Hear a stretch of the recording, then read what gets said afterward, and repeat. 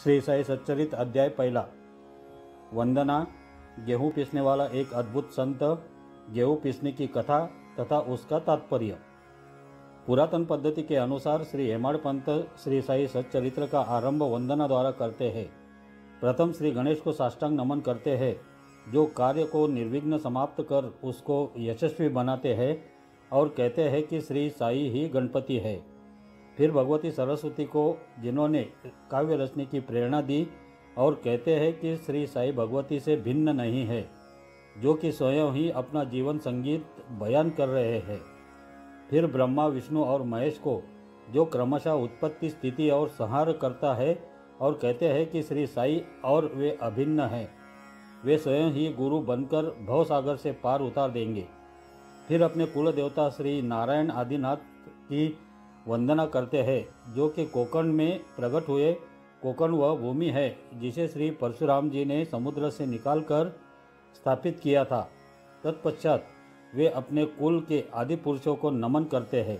फिर श्री भारद्वाज मुनि को, जिनके गोत्र में उनका जन्म हुआ, पश्चात उन ऋषियों को, जैसे याज्ञवल्क्य, भृगु, पाराशर, नारद, वेदव्यास, सनक, सनंदन, सनत कुमार, शुक, शौनक, विश्वामित्र, वशिष्ठ, वामदेव, जैमिनी, वैशंपायन, नवयोगींद्र इत्यादि तथा आधुनिक संत जैसे निवृत्ति, ज्ञानदेव, सोपान, मुक्ताबाई, जनार्दन, एकनाथ, नामदेव, तुकाराम, कान्हा, नरहरि आदि को नमन करते हैं। फिर अपने पितामह सदाशिव, पिता रघुनाथ और माता को,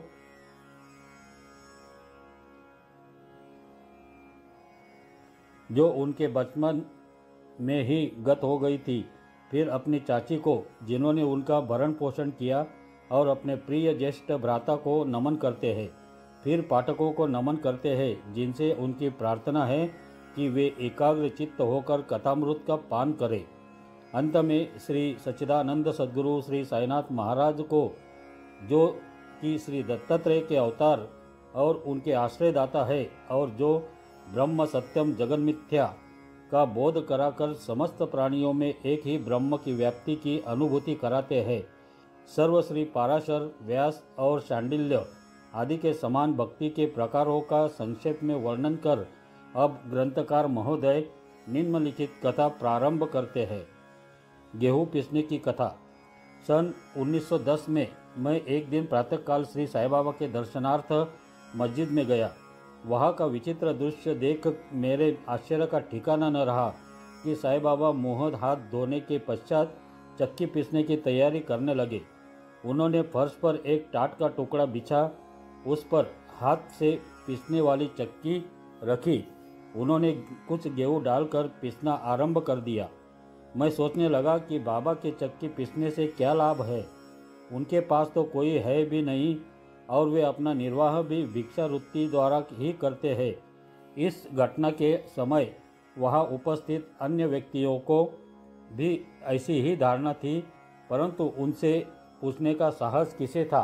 बाबा के चक्की पीसने का समाचार शीघ्र ही सारे गांव में फैल गया, और उनकी यह विचित्र लीला देखने हेतु तत्काल ही नर नारियों की भीड़ मस्जिद की ओर दौड़ पड़ी।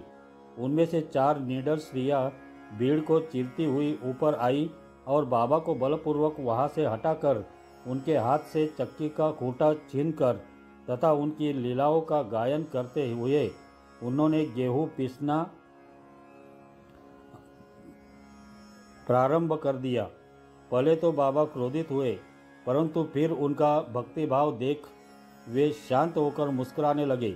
पीसते पीसते उन स्त्रियों के मन में ऐसा विचार आया कि बाबा के न तो घर द्वार है, और न उनके कोई बाल बच्चे हैं, तथा न कोई देखरेख करने वाला ही है।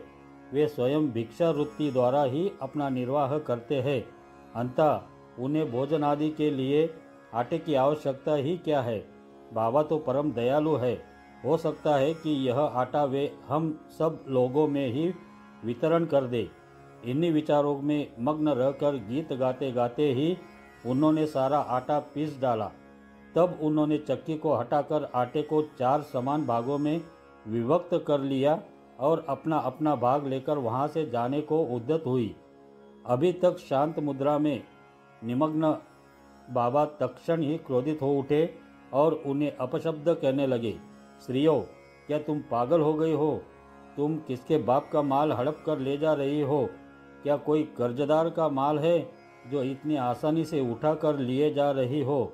अच्छा, अब एक काम करो कि इस आटे को ले जाकर गांव की सीमा पर बिखेर आओ। मैंने शिरडी वासियों से प्रश्न किया कि जो कुछ बाबा ने अभी किया है उसका यथार्थ में क्या तात्पर्य है।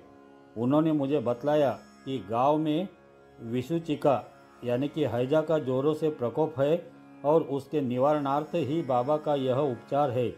अभी जो कुछ आपने पीसते देखा था वह गेहूं नहीं वरना विषुचिका यानी कि हैजा थी जो पीसकर नष्ट कर दी गई है।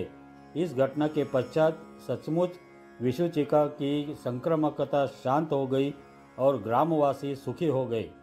यह जानकर मेरी प्रसन्नता का पारावार न रहा। मेरा कौतूहल जागृत हो गया। मैं स्वयं से प्रश्न करने लगा कि आटे और विषुचिका हैजा रोग का भौतिक तथा पारस्परिक क्या संबंध है, इसका सूत्र कैसे ज्ञात हो। घटना बुद्धिगम्य सी प्रतीत नहीं होती। अपने हृदय की संतुष्टि के हेतु इस मधुर लीला का मुझे 4 शब्दों में महत्व अवश्य प्रकट करना चाहिए। लीला पर चिंतन करते हुए मेरा हृदय प्रफुल्लित हो उठा और इस प्रकार बाबा का जीवन चरित्र लिखने के लिए मुझे प्रेरणा मिली। यह तो सब लोगों को उदित ही है कि यह कार्य बाबा की कृपा और शुभ आशीर्वाद से सफलतापूर्वक संपन्न हो गया। आटा पीसने का तात्पर्य। शिरडी वासियों ने इस आटा पीसने की घटना का जो अर्थ लगाया वह तो प्राय ठीक ही है, परंतु उसके अतिरिक्त मेरे विचार से कोई अन्य अर्थ भी है। बाबा शिरडी में 60 वर्षों तक रहे और इस दीर्घ काल में उन्होंने आटा पीसने का कार्य प्रायः प्रतिदिन ही किया। पीसने का अभिप्राय गेहूं से नहीं वरन अपने भक्तों के पापों, दुर्भाग्यों, मानसिक तथा शारीरिक तापों से था। उनकी चक्की के 2 पाटों में ऊपर का पाट भक्ति तथा नीचे का कर्म था। चक्की की मुठिया जिसे पकड़कर वे पीसते थे वह था ज्ञान। बाबा का दृढ़ विश्वास था कि जब तक मनुष्य के हृदय से प्रवृत्तियाँ, आसक्ति, घृणा तथा अहंकार नष्ट नहीं हो जाते, जिनका नष्ट होना अत्यंत दुष्कर है, तब तक ज्ञान तथा आत्मानुभूति संभव नहीं है। यह घटना कबीरदास जी की इसके तदनुरूप घटना की स्मृति दिलाती है। कबीरदास जी एक स्त्री को अनाज पीसते देखकर अपने गुरु निपट निरंजन से कहने लगे कि मैं इसलिए रुदन कर रहा हूँ कि जिस प्रकार अनाज चक्की में पीसा जाता है उसी प्रकार मैं भी भवसागर रूपी चक्की में पीसे जाने की यातना का अनुभव कर रहा हूँ। उनके गुरु ने उत्तर दिया कि घबराओ नहीं, चक्की के केंद्र में जो ज्ञान रूपी दंड है उसी को दृढ़ता से पकड़ लो। जिस प्रकार तुम मुझे करते देख रहे हो उससे दूर मत जाओ, बस केंद्र की ओर ही अग्रसर होते जाओ और तब यह निश्चित है कि तुम इस भवसागर रूपी चक्की से अवश्य ही बच जाओगे। श्री सद्गुरु साईनाथार्पणमस्तु। शुभम भवतु।